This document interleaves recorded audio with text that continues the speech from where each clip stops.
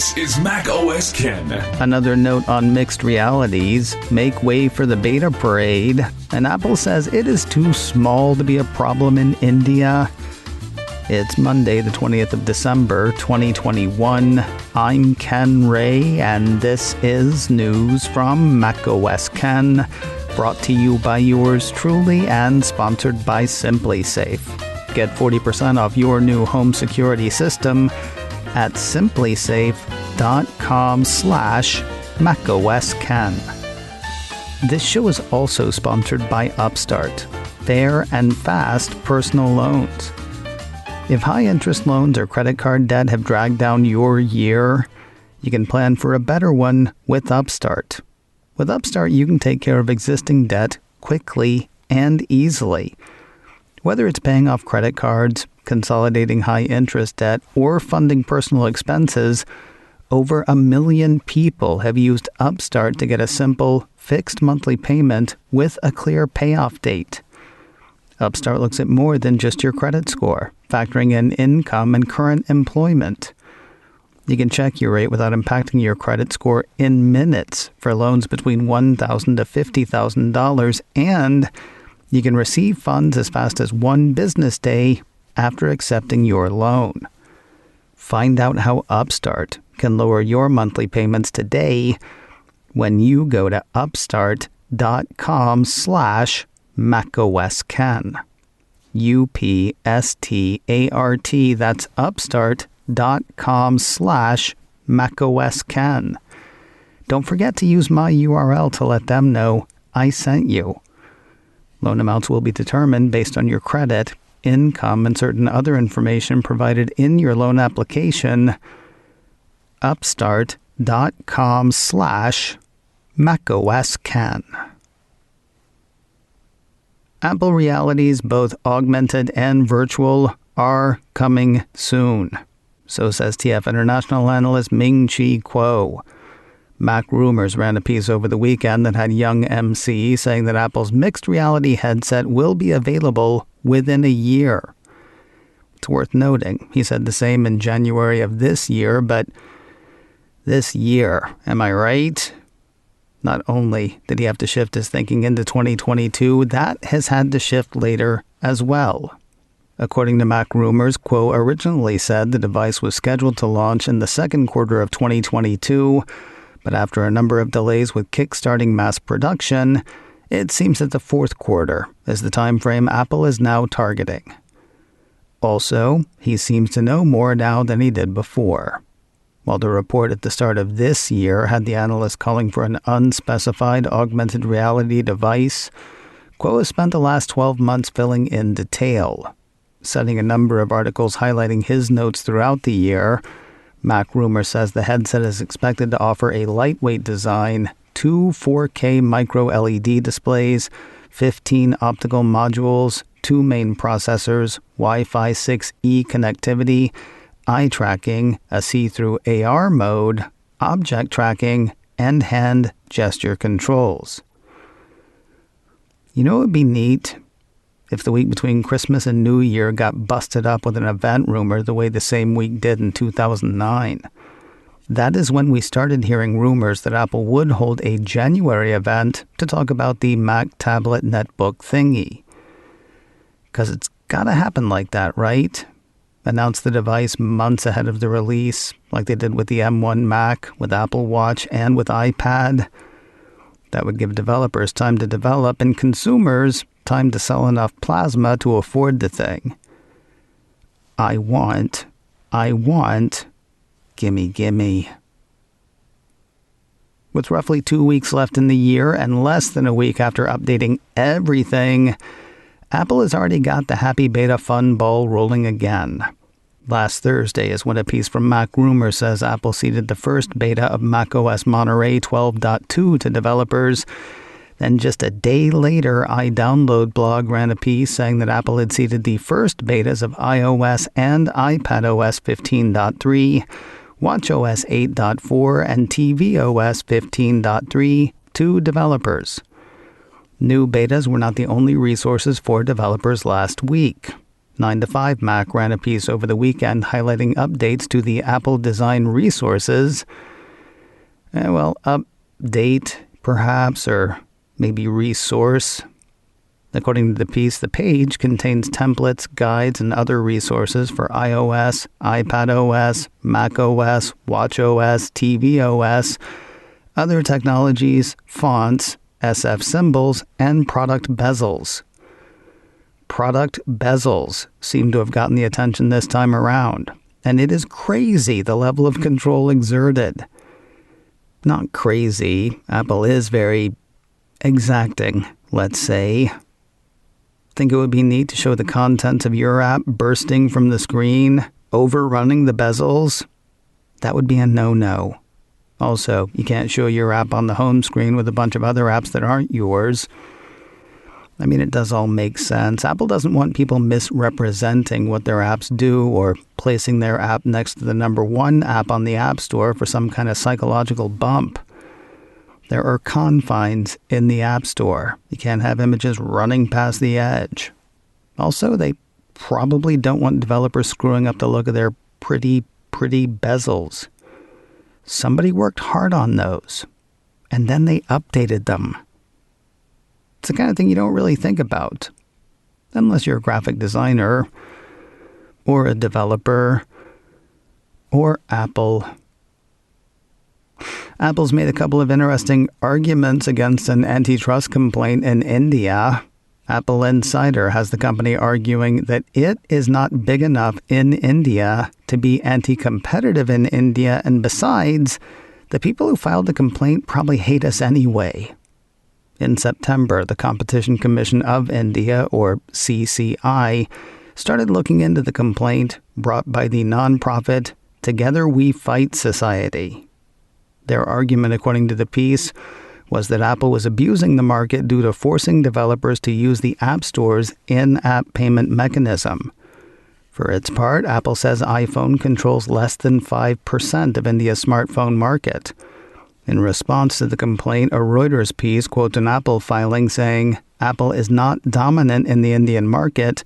Without dominance, there can be no abuse." Perhaps because they saw that argument coming, Apple Insider says the Together We Fight Society accused Apple of dominating the market for non-licensable mobile operating systems. For obvious reasons, Apple says the CCI should be looking at India's smartphone market as a whole, not the tiny part that Apple does, in fact, control. As for the "they hate us anyway" bit, Apple Insider says Apple suggested in its response that the complaint was a proxy filing and that it was likely acting in concert with parties with whom Apple has ongoing commercial and contractual disputes globally and or that have complained to other regulators. It's not beyond the pale, though Apple seems to have offered no proof to back up that allegation. The nonprofit says Apple only made the allegation to prejudice the mind of the CCI. We should find out whether it had that effect soon. Apple Insider says the CCI's look-see is a preliminary investigation. It could decide whether to undertake a full investigation within weeks. More news in a moment, but first a word from Simply Safe, the right way to protect your home. If you have ever wanted to make your home feel safer, there is no better time than now. Our friends at Simply Safe are giving macOS 10 listeners access to their holiday deals, 40% off their award-winning home security. I like Simply Safe because it has everything you need to make your home safe. Indoor and outdoor cameras, comprehensive sensors, all monitored around the clock by trained professionals who send help the instant you need it. While they have everything you need, you may not need everything they have. One size does not fit all, which is why Simply Safe lets you easily customize a system for your home online in minutes. And setup is simple. I had my sensors, base station, and keypad up and running in less than an hour.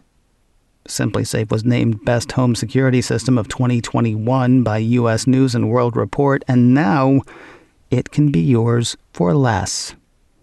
take advantage of SimpliSafe's holiday deals and get 40% off your new home security system by visiting simplisafe.com/macOSken. SIMPLI. Again, that's simplisafe.com/macOSken for 40% off your entire system. The United States Postal Service is now accepting Apple Pay.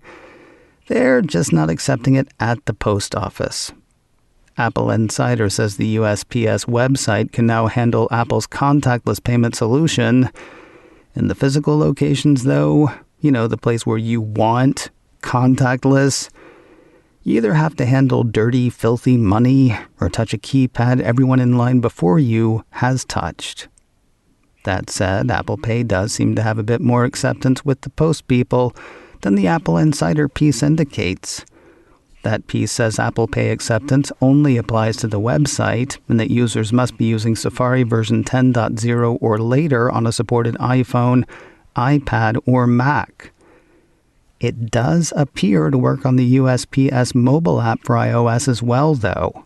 I went through the process of ordering a sheet of stamps. When I got to the payment page, Apple Pay was an option. They didn't buy the stamps, though, because I have a habit and I'm trying to break it. Seriously, you would not believe how many stamps I have. It's ridiculous. I'm not buying more. The point is, it looks like you can use Apple Pay either through Safari or the USPS app. As for when Apple Pay will work at the post office, Apple Insider is not holding its breath. The site points out such a change to enable in-person Apple Pay transactions would require a major upgrade in infrastructure and terminals, affecting some 34,000 locations across the U.S. And finally today, if you're trying to decide whether to watch the Apple TV Plus movie Finch or just want to peek behind the scenes, iDownload blog says Apple's got an 8-minute look for you. Called The Making of Finch, the short spends a little time with various producers and creatives on the film, and most of the time with the film's lead, Tom Hanks. And who can blame them? I watched Finch the weekend it came out, and the behind-the-scenes video did make me want to watch it again. Be warned, if you watch the behind-the-scenes thing, you will see how Jeff works, so if you want to keep believing rather than knowing, you may want to steer clear. Rated PG-13, Finch is streaming now on Apple TV+. You can catch The Making of Finch on YouTube. Hey, before we go, what are you doing tonight? Okay, now let me tell you what I'm doing. MacCast's Adam Christensen and I are presenting some of the biggest Apple stories of 2021 for the Silicon Valley Mac User Group. Adam's handling hardware, I'm handling wetware, which is to say the more human side. Really looking forward to it. If you are interested, you can find out more at svmug.org.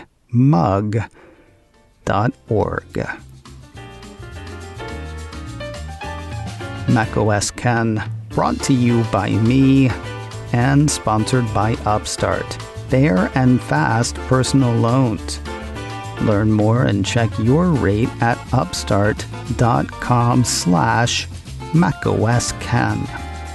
This show is also sponsored by SimpliSafe. Get 40% off your new home security system at simplisafe.com/macOSken.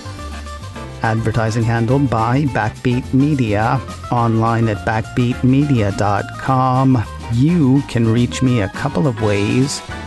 Info at macosken.com or call 716-780-4080. Until next time, that is news from macOS Ken. I'm Ken Ray.